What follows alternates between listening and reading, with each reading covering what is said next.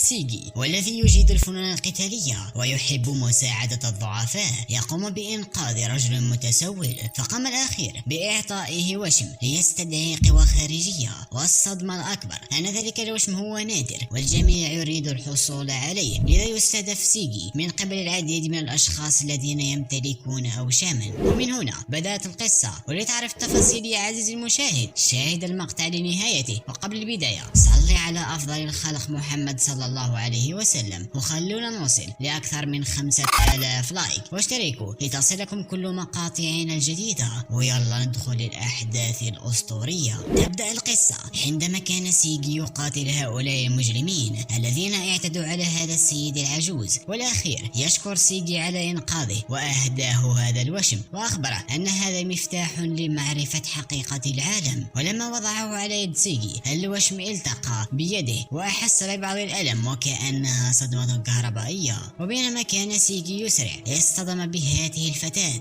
التي استخدمت قوة غريبة وأسقطته أرضا. ولما أرادت تلك الفتاة مساعدته وقربت يدها من يده شعر كليهما بصعقة كهربائية لأن كليهما يملكان وشما. خلال تواجد سيجي في صفه الدراسي يخبره زميله أن هناك شائعة مفادها أن أمريكا تطور سلاحا سريا لا مثيل له لتستخدمه ضد مملكة سيليستان، واسم السلاح هو جهاز ختم القتال، وقد أخذه أحدهم خارج أمريكا وهو الآن منتشر في عالم اليابان الإجرامي. وذلك السلاح السري يشبه الوشم. تلك الفتاة التي اصطدم بها سيجي في الصباح عادت له للاعتذار ثم تسرق منه هاتفه، ولحق بها إلى أن وصلوا لهذا المكان وهي جالسة تقرأ معلوماته المتواجدة في هاتفه. الفتاة تسأل سيجي من أين حصل على الوشم ثم تهجم عليه وتقول له أن الوشم الذي في يده هو صنع أمريكي بالغ السرية وتريد أن تستعيده منه، وتواصل هجماتها على سيجي لكنه يتصدى لها وكان قريبا من إسقاطها، لكنها تضربه بهاتفه وكادت تقتله ولم تفعل ذلك وهي منصدمة. كيف لسيجي أن يصمد أمامها كل هذه المدة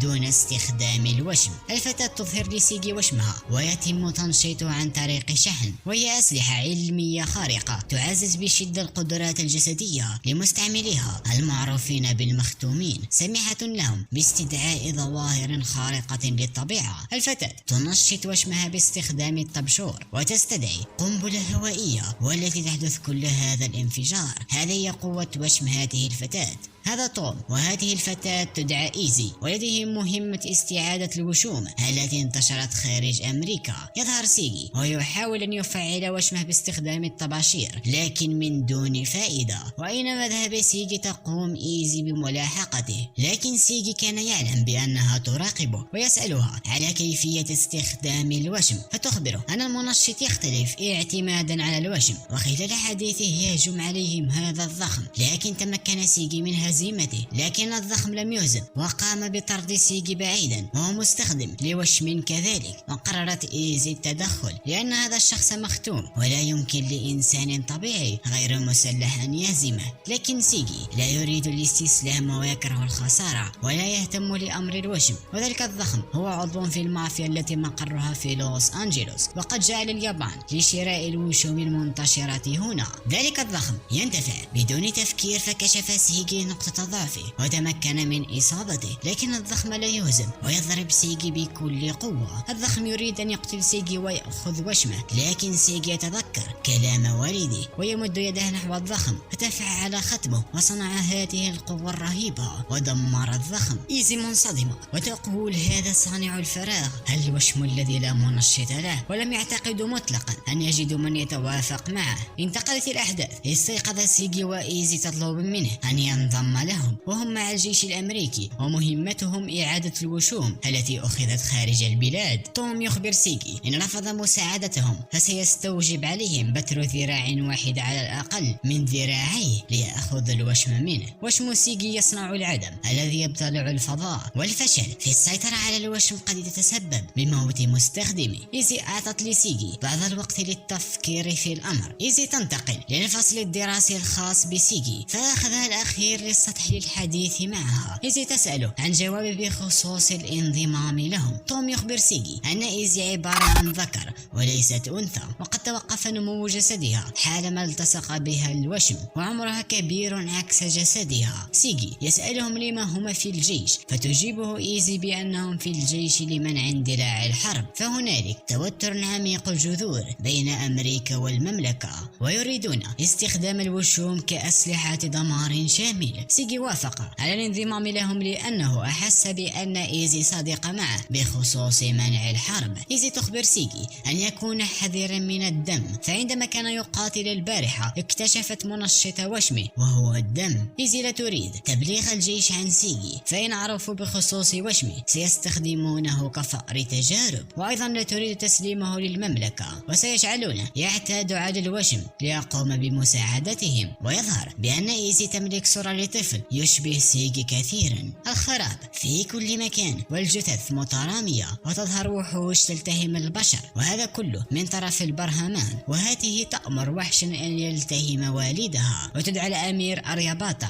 وتريد أن تستولي على العالم أجمع. يظهر سيجي وتوكو صديقته تقوم بمراقبته. سيجي ذهب لمنزل إيزي وتوم وهو مخبأ الجيش الأمريكي السري، وتظهر توكو قد لحقت به، وخلال ذلك أتت لها هذه الفتاة الغريبة وهاجمتها. توم أمر سيجي أن يحضر صندوقا كرتونيا متواجد في القبو. توم تصله أخبار بأن هناك انقلاب في مملكة سيلينستان، فالأميرة أرياباتا قتلت الزوج الملكي واستولت على العرش. توم خلال ذهابه لفتح الباب تمت مهاجمته من طرف هذه الفتاة التي تشبه توكو، وخلال رؤيتها لسيجي تقول لقد وجدت المختوم صاحب الوشم الذي لا منشط له. إيزي خلال تواجدها في المدرسة تتم مهاجمتها من طرف مستخدم وشم، وكان قريبا من قطعها لنصفين، وهذا الشخص مبعوث من المملكة. ويخبر إيزي أن الملك والملكة قد ماتا مؤخرا، والحاكم الجديد للمملكة هي الأميرة أرياباتا، وهو عضو في وحدة الأميرة الخاصة للوشوم البرهمان.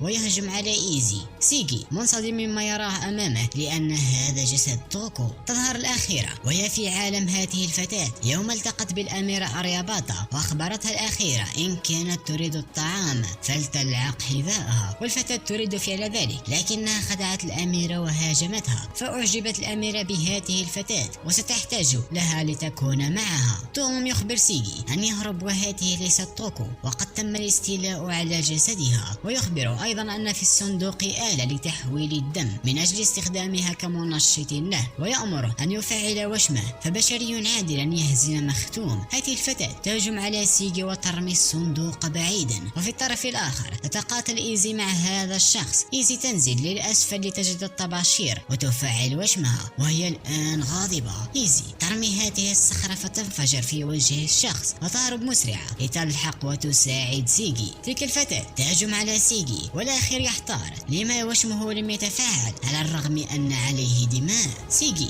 يمسك برأس مظلة الفتاة وقد كانت ملطخة بالدماء، فينشط وشمه لكن لا يعرف كيف يستخدمه. وتلك الفتاة تغرس رأس المظلة في كتفه الأيسر وتريد قتله، فتصرخ توكو والتي تظهر وهي تأمر تلك الفتاة أن تخرج من جسدها، فتتوقف الفتاة وهي تتقاتل داخليا مع توكو. توم يفعل وشمه بواسطة السجائر، ويأمر سيجي أن يحتجز تلك الفتاة، وقام توم باستخراج تلك الفتاة من جسد توكو، فهذه هي قدرة وشمه. وهذه الفتاة هي عضو من البرهمان، وهي مختوم يملك قوة الاستحواذ. الفتاة تهجم على توم، فيقوم سيجي بسحبه ويطعن في يده مكان الوشم. سيجي غاضب جدا لأن الفتاة استخدمت جسد توكو. وشم سيجي يتنشط وتشفى جروحه. سيجي غاضب ويصبح بهذا الشكل ويريد قتل الفتاة، فتتدخل توكو وتسحبه. تتغير وجهة قوة وشمه فاختفى نصف المنزل. تظهر الفتاة وقد اختفت رجلها بالكامل بعد هجوم وشم سيجي، ولو أصاب بالكامل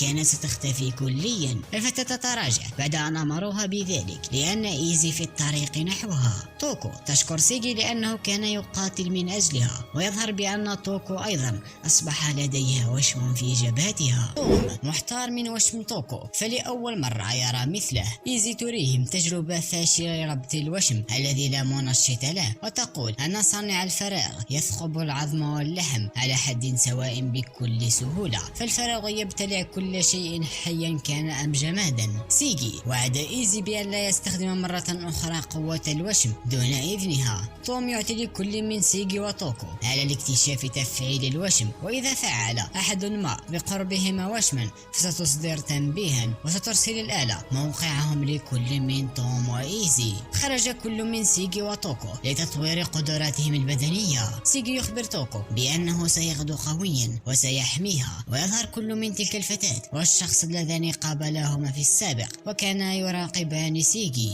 هذه ليسا صديقة إيزي، وتخبرها أنهم ما زالا غير قادرين على الإمساك بذلك الحثالة وايزمان، فمن يكون هذا الأخير؟ لاكا يخبر إيل أن عليهم الآن القضاء على القوات الأمريكية المتصلة بالوشوم، وليسا هي هدفهم التالي. يظهر سيجي وهو يتدرب على يد إيزي ويحاول أن يستخدم وشمه بطريقة صحيحة ويواجه لصا. إيزي تخبره أن حالة نشاط وشمه تدوم ل10 دقائق، وعليه أن يتعلم استغلال هذه المدة بالطريقة المثالية. إيزي محتارة كيف لسيجي أن يتأقلم مع الوشم بهذه السرعة الغير مألوفة. إيل تهجم على منزل ليسا وتقوم بواسطة قدرتها من اختراق الجدران وتقتل كل الأشخاص، وليسا تنشط وشمها وتبدأ هجماتها على إيل. وخلال ذلك تلاحظ إيزي أن وشم توكو تنشط، ثم يخبرها توم أن هناك حالة طارئة. تقوم إيزي بتفعيل وشمها، وتلك الآلة تلتقط إشارة إيزي لأنها فعلت الوشم، فيذهب سيجي بسرعة وقام بتنشيط وشمه ولحق بإيزي.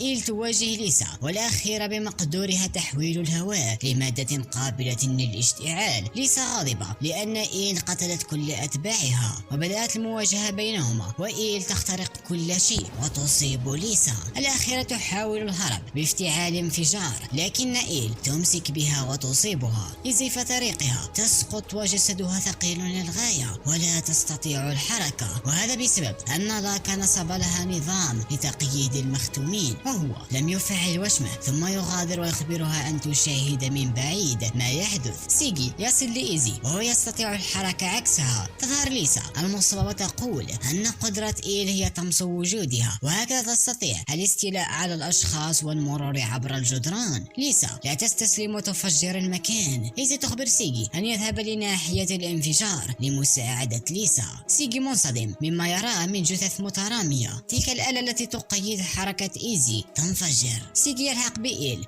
والتي قيدت ليسا، وهو غاضب لأن إيل قتلت كل أولئك الأشخاص ويريد أن يستعيد ليسا منها، فتبدأ المواجهة بينهما، وتقوم إيل برميه من الفوق فأنقذه توم من السقوط. الأخير لا يريد أن يترك سيجي يواجه العدو بتهور، فوجوده في الأصل سر، وتم أخذ ليسا. سيجي غاضب من خسارته، وحتى أنه تعامل مع توكو بطريقة غريبة. وتظهر الأخيرة وهي حزينة بعد شجارها مع سيجي. تظهر إيزي وقد تجنبت ذلك الانفجار، وخلال بحثها في مكان الحادث تجد هاتف ليسا فيه تسجيل صوتي، وبعد سماعها لذلك التسجيل تخبر مقر زاما بأن يرسلوا التعزيزات، فأولئك يريدون نقل ليسا للمملكة. وتشعر إيزي بغضب كبير وهي ذاهبة لنيل الانتقام. تم استدعاء كل من سيجي وتوكو لمنزل إيزي. الأخيرة تقوم بتقييد سيجي وتذهب لاستعادة ليسا، وهم يريدون حماية سيجي من العدو، لذا قاموا بتقييده. لكن سيجي غاضب ويريد أن يذهب للانتقام من إيل. توم يقول أن الوشم الذي على جبهة توكو يتفاعل تناسقا مع تفعيل وشم إيل، لذا ستبقى مع سيجي حتى اكتمال العملية. سيجي يزيل يده من التقييد ويجرح نفسه، ويقول بأنه سيختار طريقه الخاص. سيجي يفعل وشمه وقام بإسقاط توم، لكن الباب مغلق، فقام سيجي باستخدام قوة الفراغ، لكنه أخفى كل المنزل لأنه لا يتحكم بقوة الوشم. تظهر إيزي وهي تستهدف كل من إيل ولاكا وقامت بحصارهم. الأميرة أرياباتا تصل لليابان. بدأت المواجهة بين لاكا وإيزي، وتظهر إيل من الشاحنة وتتولى أمر كل الجنود، ولاكا تواجه إيزي الأخيرة تتمكن من إصابة لاكا في عينه. إيل تخترق كل شيء وتقتل أي شخص أمامها. توم خلال تتبع لحركات إيل يلاحظ وصول سيجي وتوكو للمكان. سيجي ينشط وشمه ويقف في وجه إيل. يبدأ القتال بينهما. سيجي بعد لمسه لسلاح إيل يقطعه ويترك منه جزء صغير فقط، لكن إيل تضرب سيجي بقوة وتستخرج سلاحين. توم يخبر توكو أن تعطي السماعة لسيجي بسرعة. توم يخبر سيجي بطريقة لهزيمة إيل. سيجي يغلق عينيه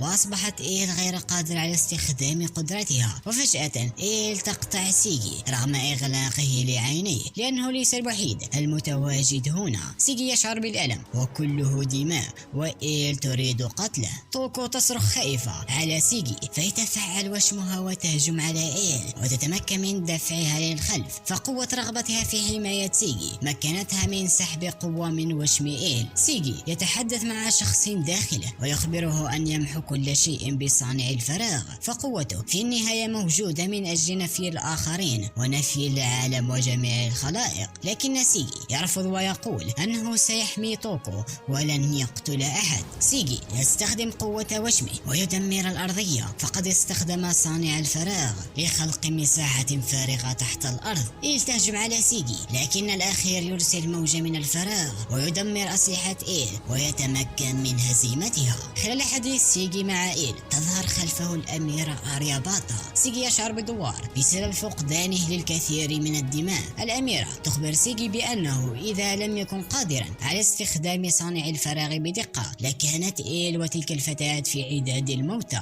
الأميرة تأخذ إيل معها وتختفي كليا. إيزي ما زالت تقاتل لاكا. إيزي تضغط الهواء وتجعل الرصاص وكأنها مدفع وترمي لاكا بعيدا. إيزي تهجم على لاكا بدون توقف وهي غاضبة وتخبره أنها كانت تتساهل معه كي لا تتضرر ليسا. إيزي تتمكن من هزيمة لاكا لكن فجأة تشل حركة إيزي لأن لاكا وضع نفس الخدعة السابقة ويريد أن يقضي على إيزي، فتتدخل ليسا وتنقذ إيزي. الأخيرة وليسا بهجوم مع بعضهما يهزمان لاكا واكتملت المهمة. الأميرة تتدخل ولا تدعهم يأخذون لاكا. الأميرة أرياباتا تقول أنهم خسروا وسيتراجعون، لكن ليسا غاضبة فتقوم الأميرة بتنشيط قوتها وتتحدى ليسا أن تسترجع لاكا منها. الأميرة تملك الوشم الذي لا منشط له أيضا. بعد معرفة الجيش بالحادثة العميد يأمر إيزي أن تعتني بسيجي وتجعله يشارك في بحث الوشم خاصتهم. سيجي يقابل الأميرة ويسألها عن الوشوم وعن المملكة. الأميرة تخبره بأن هدفها أن تجعل هذا العالم خال من القتال، وإذا انضم لها فستخبره بكل شيء. إيزي تقول أن هدف الجيش الأمريكي هو استخدام الوشوم للسيطرة على العالم. سيجي لا يريد أن ينضم للجيش الأمريكي لكنه سيبقى مع إيزي لمنع اندلاع الحرب. انتقلت الأحداث.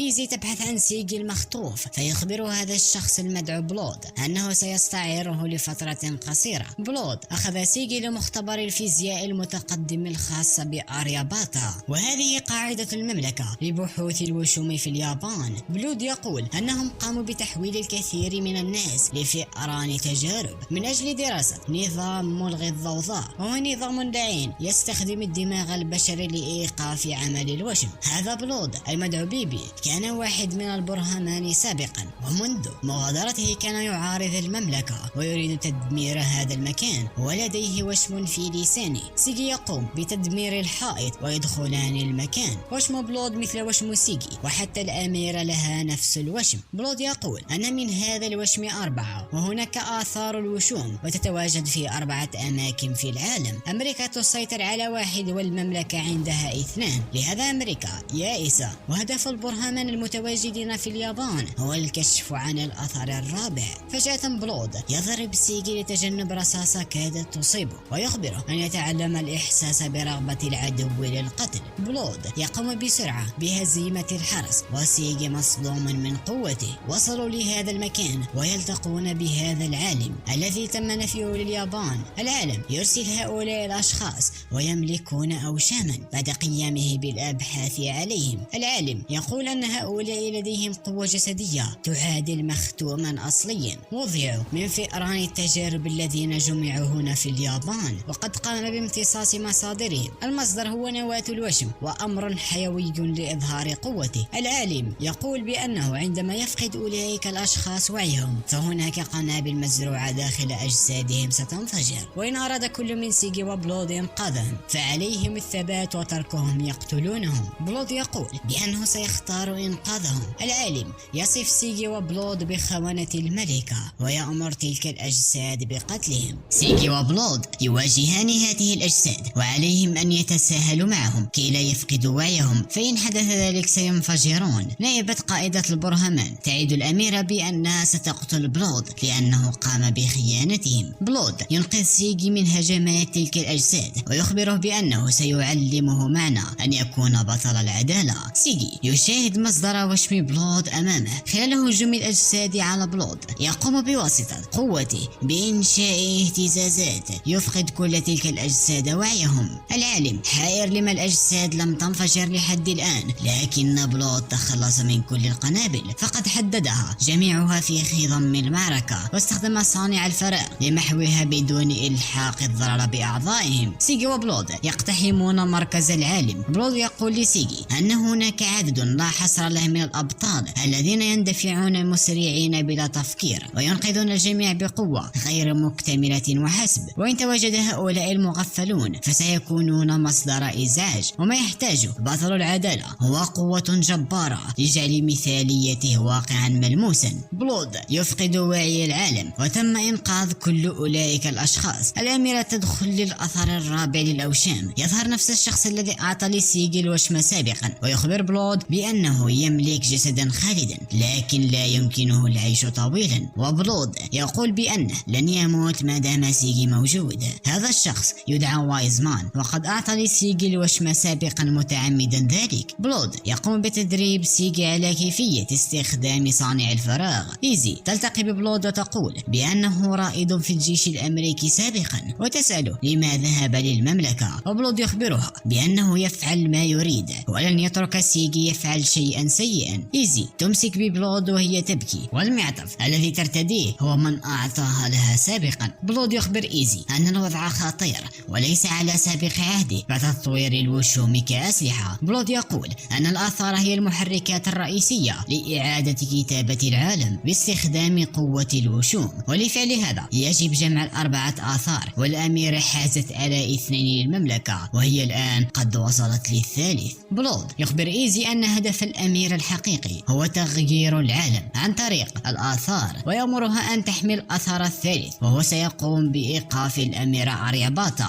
وايزمان يريد الوصول لشفرة مصدر الوشم الخاص ببلود بواسطة الآلة الجزيئية المتواجدة في هذه الكبسولة وهذا الجهاز، ويريدون أن يضيفوا شيئا ما لشفرة الوشم. انتقلت الأحداث، يظهر كل من سيجي وتوكو وإيزي مع العميد وهم في طريقهم لتنفيذ عملية ويريدون الحصول على الأثر المتواجد هنا. في هذه العملية مجموعة من المختومين الأصليين وأيضا قرابة 20 نسخة مختوم يشاركون في هذه العملية، وقد وضعوا كل قوات الوشوم المتمركزة هنا في اليابان. وايزمان تصله أخبار ويخبر بلود بأن وحدة أمريكا للوشوم تتحرك وهم ذاهبون لمكمن الآثار حيث توجد الأميرة ورفاقها. بلود يأمر وايزمان أن يخرجه من هنا لأنه يريد حماية إيزي. الأميرة تملك البرهمان أقوى المختومين في صفها. وايزمان يخبر بلود بأنه إن قاتل قبل أن يكتمل تعديل الشفرة فسيموت عبثا ويبدد كل خططه. وحدة أمريكا تبدأ الهجوم على مكمن الآثار. سيجي محتار ويريد منهم التوقف فيخبره العميد بأن هذه حرب. سيجي يفعل وشمه وينزل معهم. تظهر نائبة الأميرة وهي تحمي الأميرة. هذا الشخص يهجم عليها فتقوم بتحريك سيفها فقط وتقطعه لنصفين بدون أن يشعر، ثم تقوم بقطع رأسه. هذه هي كال نائبة قائدة البرهمان. تصل للأميرة أخبار هجوم المختومين من وحدة أمريكا فتقوم بأمر إيل لمساعدة كال. الأميرة تأمر إيل أن تلمس الأثر لتعيرها بعد القوة وستوقف أي قوة تتدفق داخل توكو. إيزي تواجه إحدى خادمات كال وتملك ملغي الضوضاء. إيزي محتارة كيف لنسخة مختوم مجاراتها في القتال. وانغ يهجم على كال لكن الأخيرة تصنع حاجزا وترد له كل هجماته وتقوم بطرده بعيدا. سيجي يتردد في الهجوم على كال ويريد أن يستهدف الأميرة الأميرة، لكن كال تلحق به في لمح البصر وتقوم بقطعه وتسقطه أرضا غير قادر على الحركة. توكو خائف على سيجي فيخبره العميد بأن هذا ليس كافيا لقتل الفتى الذي يحمل الوشم الذي لا منشط له. أفراد وحدة أمريكا يسقطون واحدا تلو الآخر. تظهر إيل وتصدر قوة رهيبة وتتحول لوحش. هذا هو مصدر الوشم. إيزي في قمة الحيرة من قوة البرهمان وتتذكر كلام بلود بأن أمريكا لا تحسب كمنافس أمام المملكة. إيل تسقط مروحيات وحدة أمريكا. يقوم العميد بتفعيل وشمه وينزل ومعه توكو. العميد يواجه كال وتتدخل إيزي لمساعدته. تخرج الأميرة من الأثر وتحصلت العديد من الوشوم الجديدة منه. إيزي تتمكن من إصابة كال فتقوم الأخيرة بجمع الهواء داخل جدارها وتهجم عليها فتصيب إيزي، ثم تقطع أطراف العميد بواسطة سلاحها المميز. كال تقطع أعين العميد وتظهر إيزي وقد أصيبت من يدها اليسرى ولا يمكنها استخدامها بعد الآن. إيزي تقول بأنه لا يوجد أي مختوم في أمريكا يمكنه تحدي وحش مثل كال. الأخيرة تريد قتل إيزي فيصل بلود ويتدخل ويقول بأنه سيثأر لرفاقه. تظهر الأميرة أمام أعين سيجي وتقوم بتثبيته في هذه الصخرة. سيجي يخبر الأميرة بأنهم سيوقفون مخططاتها ولن تعيد كتابة العالم. الأميرة تخبره أن ما تريده منه هو وشمه، وهي من سربت المعلومات عن هذا المكان للجيش الأمريكي وكانت تعلم بكل شيء. الأميرة تخبر سيكي بأن إيزي وبلود كانا عشيقان لما كانا يعيشان في أمريكا وكانت تعلم بقدوم إيزي، لذا ابتلع بلود الطعم بسهولة وآتى إلى هنا وسيتم التهامه من قبل المصدر المشترك وبعدها ستمتص ذلك بنفسها وتحصل على المفتاح الثاني. ونفس الأمر سيحدث مع سيجي. الأميرة تريد جعل سيجي يشعر باليأس والكراهية ويشاهد من هنا بينما يلعن عجزه. يبدأ القتال بين كال وبلود. كال تهجم على بلود بمجموعة من الجدران وتجرح بلود لكنه دمر كل الجدران بواسطة صانع الفراغ. عادت بنا الأحداث للماضي وكانت إيزي تكره الوشوم وتتمنى أن تختفي هذه الأشياء من هذا العالم. وعادت الأحداث للحاضر. وايزمان يقول طالما الآلة الجزيئية التي صنعتها تصد تآكل مصدر بلود فيمكنه القتال بكل قوته. القتال مستمر بين كال وبلود والأخير يأمر إيزي أن تهتم بسيجي. ليسا تقاتل إحدى النسخ وتمكنت من هزيمتها بصعوبة واحتارت لما رأت تواجد بلود هنا. بارنز يأمر جميع القوات بالانسحاب والآن يحاولون استرجاع رجالهم وإيزي متجهة لاستعادة سيجي. توم يأخذ توكو معه ويغادر ويظهر سيجي وهو غير قادر على تفعيل وشمه فتخبره الأميرة أنه لن يستطيع استعمال الفراغ لأن صانع الفراغ خاصتها يمنع قوته من أن تنشط. بلود يمسك كال وفي نفس الوقت كال تقطع يده وبلود يستعيد يده ويشفى تماما بواسطة قوته. توكو تهرب من يد توم وتقول بأنها لن تترك سيجي لوحده وهي ذاهبة مسرعة نحوه. ليسا وبارنز في مواجهة إيل. القتال مستمر وبلود يخبر كال بأن حدها يعكس كل القدرات والمواد لكن هناك شيء لا يعكسه. بلود يرمي قنبلة ضوئية على كال ويقوم بكسر سيفها بصانع الفراغ ويقول بأنه لن يمنحها فرصة للراحة. ثم ينصدم بلود من إظهار كال نيتها لقتله. كال تهجم على بلود وتتمكن من إصابته. وفي الجانب الآخر ليسا وبارنز يقاتلان إيل ويحاصرانها وتقوم ليسا بتفجيرها لكن إيل تهجم عليهما ثم تهجم بمخلبها على ليسا فيتدخل بارنز ويضحي بنفسه من أجل ليسا. بارنز يمسك بإيل ويفجرها معه. إيزي المتخفية تحاول مباغتة الأميرة لكن من دون فائدة. الأميرة تمسك بإيزي وخلال حديثهم يرمى أمامهم بلود وقد قطعت يده ورجله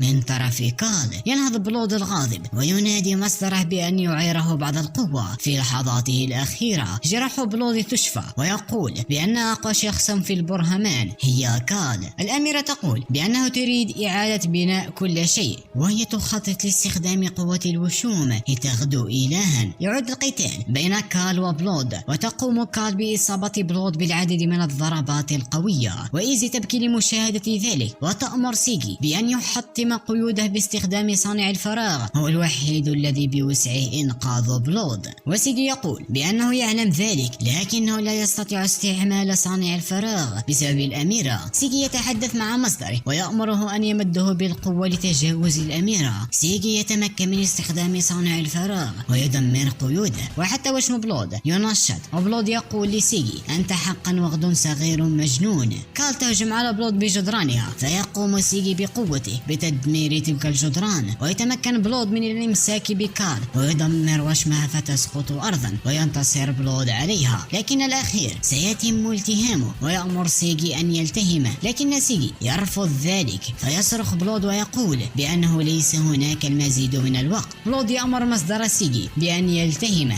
إيزي تشاهد ذلك وهي تبكي بشدة. سيجي منصدم مما حدث، والأميرة غاضبة وتقول أنه لا عمل لها هنا بعد الآن. الأميرة تقول لسيجي بأنها وعدته أن تمنحه اليأس والكراهية. خلال قدوم توكو لسيجي تهجم عليها وتقوم بالتهامها أمام أعين سيجي. الأميرة تغادر وتقول لسيجي بأنه سيحسم طريقه بالعودة لها قريبا للانتقام. الأميرة فعلت كل هذا بتخطيط مسبق لتجعل سيجي يحمل اليأس والكراهية ويتمنى الانتقام منهم. بعد انتهاء الحرب وايزمان يظهر في وجه سيجي المحبط والحزين ويقول بأن جميع الوشوم ترتبط بالآثار وتأخذ الطاقة من أرواح مختوميها وتزودها للآثار من أجل التفعيل، وفي المقابل يمكن للمختوم أن يستخدم قوتها، لكن في كل مرة يستخدم المختوم تلك القوة يتآكل من قبل الوشم حتى يهضمه بالكامل. ويقول بأن إيل في المعركة كانت قادرة على إظهار مصدرها بدون التخلي عن روحها، لأن الأميرة كانت تساعدها. وعندما يرهق المختوم روحه إما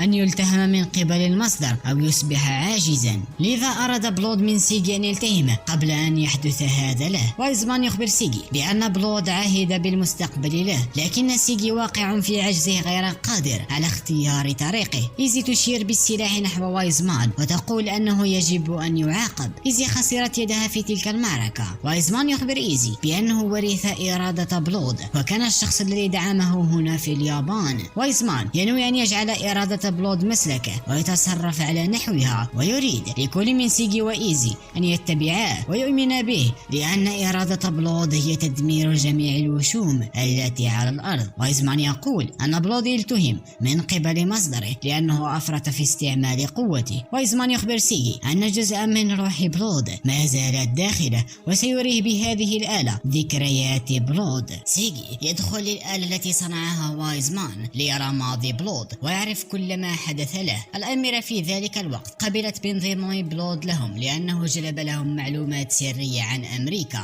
هذا آغيتا كان قائد البرهمان ومتعجب للغاية على قدرة بلود مجابهة كال في القتال. هذا غارما واحد من البرهمان. الأميرة أخبرت بلود أنه اجتاز الاختبار ومن اليوم هو عضو في البرهمان. الأميرة أعطت لبلود الوشم الذي لا منشط له وأخبرته إن خانها فستستعيد الوشم مقابل موته. بلود خلال تجوله في المكان أمسك بغارما وهو يحاول أن يكتشف ماذا تخطط له الأميرة. هو جاسوس أرسله الملك لمراقبة الأميرة. ذاك المبنى هو مركز أبحاث الوشوم واستولت عليه الأميرة. هذا الكيان الغامض هو حارس سانسارا ويريد الهجوم على كل من بلود وغارما. بلود يواجه الحارس والأخير يرميه بعيدا وقطعت يده، لكن استعادها بواسطة قوة التجديد الخاصة بوشمه. بلود انضم للملك لكشف مخططات الأميرة معه. بلود عرف بأن الأميرة ليست ابنة الملك الحقيقية. الأميرة توكل بلود وكال بمهمة حماية الآثار الأولى. وجدوا هناك جنودا أمريكيين وبلود لا يريد قتلهم، لكن كال تقطعهم أمام أعين بلود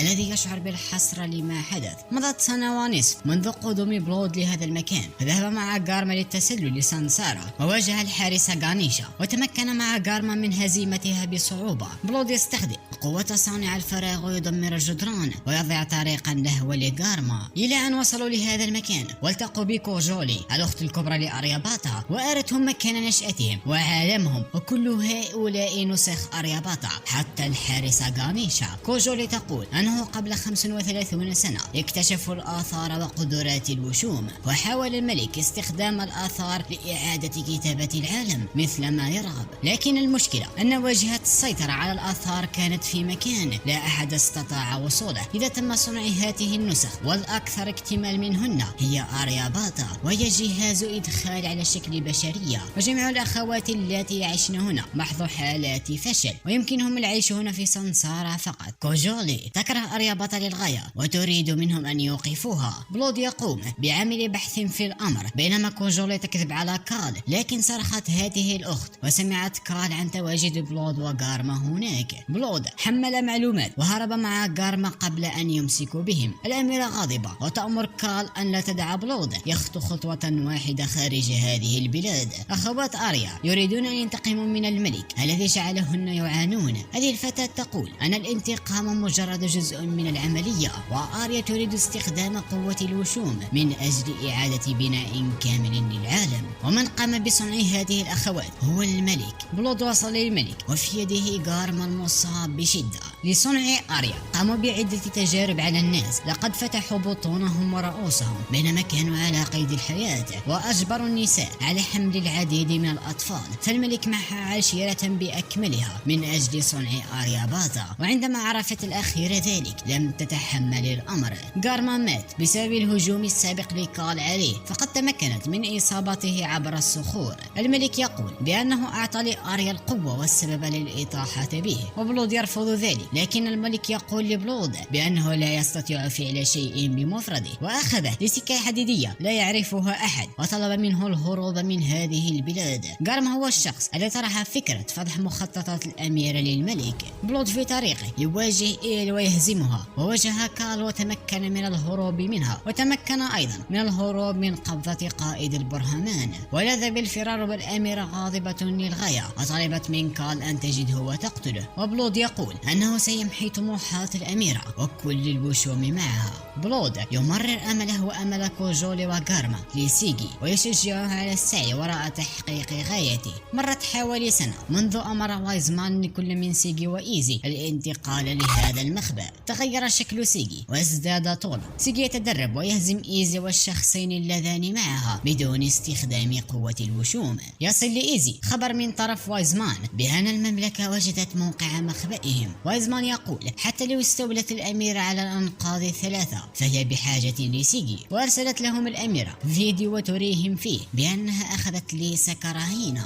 إذا تقول بأنها ستذهب لإنقاذ ليسا، وايزمان يرفض ويقول أنه ليس الوقت المناسب لتحرك سيجي، وسينتظرون لحين تفعل الأميرة الآثار، وسيزرع فيروس في وشم سيجي والذي يعد المفتاح وسيستخدمه لتدمير نظام الآثار. لكن الفيروس حاليا لم يكتمل، لذا وايزمان لا يريد أن يترك سيجي يموت. إيزي تشير بالسلاح نحو وايزمان وتخبره أن يقوم بالاستعدادات لإيصالهم لأمريكا حالا، وتقول أنها ستعيد سيجي من هناك حيا حتى لو كلفها ذلك حياتها. سيجي لوحده يقول أنا آت لرؤيتك يا آريا وسأكون الشخص الذي يقتلك. يظهر أغيتا ويقول بأن هذه ستكون نهاية دوره ويتحول لمصدر وشمه. القوات الأمريكية تهجم على الوحش، وأيضا كادت تصيب سيجي ومن معه لأنهم لا يفرقون بين العدو والحليف. سيجي يفعل وشمه ويتحرك، وفي طريقهم يشاهدون لاكا وهذه الفتاة يقتلون أفراد الجيش بوحشية، وسيجي غاضب للغاية مما يراه. وأولئك الجنود هم رفاق إيزي في الحرب.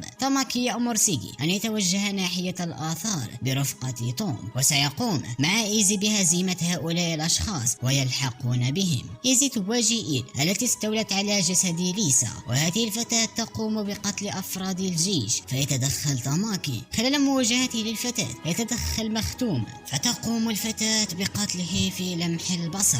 إيزي تواجه إيل وهي غاضبة. سيجي يستخدم صانع الفراغ ويحدث فجوة في الأرض للوصول للأنقاض، ولما وصل يصطدم بكال. سيجي لم يستطع استخدام قوة وشمه لأن كال تستخدم ملغي الضوضاء بعد أن دمر بلود دائرة التحكم خاصتها. تاماكي يصيب الفتاة بضرر كبير بهجماته القوية. إيزي تواجه كل من لاكا وإيل في نفس الوقت. إيزي تهرب من خيوط لاكا، لكن تهجم عليها إيل فيقوم لاكا بسحب أرجل إيزي، وتتمكن إيل من إصابتها. يتدخل مختومين ليساعد إيزي. المختومين يتمكنوا من إصابة لاكا، وإيزي تواجه إيل بكل قوتها وتضرب إيل وتستخرجها من جسد ليسا. لاكا يقتل أحد المختومين وكاد يقتل الثاني، فتدخلت إيزي وتصيب لاكا برصاصة داخلها سم الثعابين وتهزمه. تاماكي يهاجم على الفتاة التي صنعت الكثير من المسامير حولها، ويسقط لاكا الذي رمته إيزي من الفوق، ويقوم تاماكي بضرب عصفورين بحجر واحد.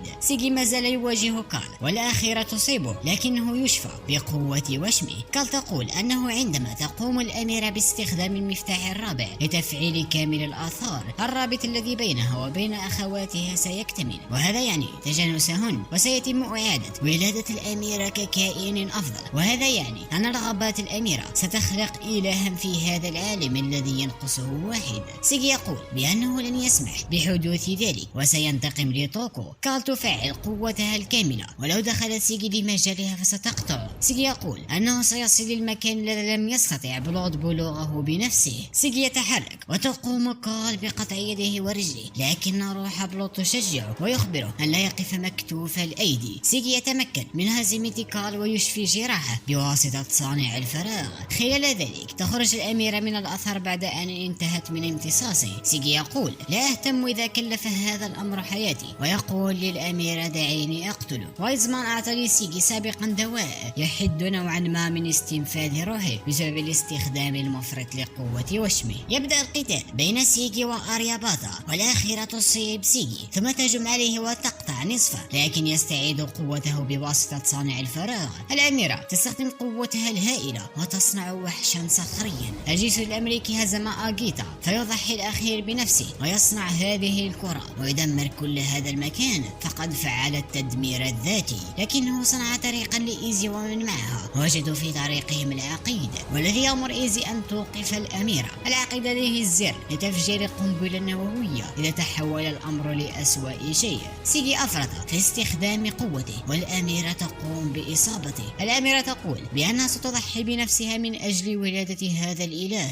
وتقوم بإسقاط سيجي الذي لا يمكنه استخدام قوة وشمه ولا يستطيع أن يشفي جراحه، فقوة الشفاء تتناقص وهي في أقصى حدودها. سيجي يقول أنه لا بد منه أن ينتقم لتوكو. تاماكي وإيزي يخبران توم أن يأخذ سيجي ويغادر، وسيواجهان الأميرة. أرياباتا تهجم عليهما بقوى مختلفة وتصيبهما. إيزي تطلب من تاماكي أن يرميها نحو الأميرة. إيزي تهاجم أرياباتا وتفقد يدها الاصطناعية. إيزي ترفض الهزيمة وتتمكن من إصابة أرياباتا. الأخيرة غاضبة للغاية من ذلك، فتقوم بهجوم كبير يزلزل المكان وتصعد للفوق. العقيد يريد تفجير كل شيء بالقنبلة النووية، لكن الأميرة دمرت القنبلة سابقا وعطلتها. يقفز سيجي من الطائرة ويمسك بإيزي خلال نزولهم نحو الأرض. الأميرة تتحول لهذا الوحش وتريد التهامهم، لكنها تفشل بسبب الدواء الذي أعطاه له وايزمان سابقا. وايزمان يفعل شيئا ما فيصدر هذا الشيء، ويحس سيجي بأن المصدر يلتهمه، ويتحول سيجي لهذا الوحش. وهذا كله تخطيط من وايزمان بعد قيامه بالعديد من الأبحاث.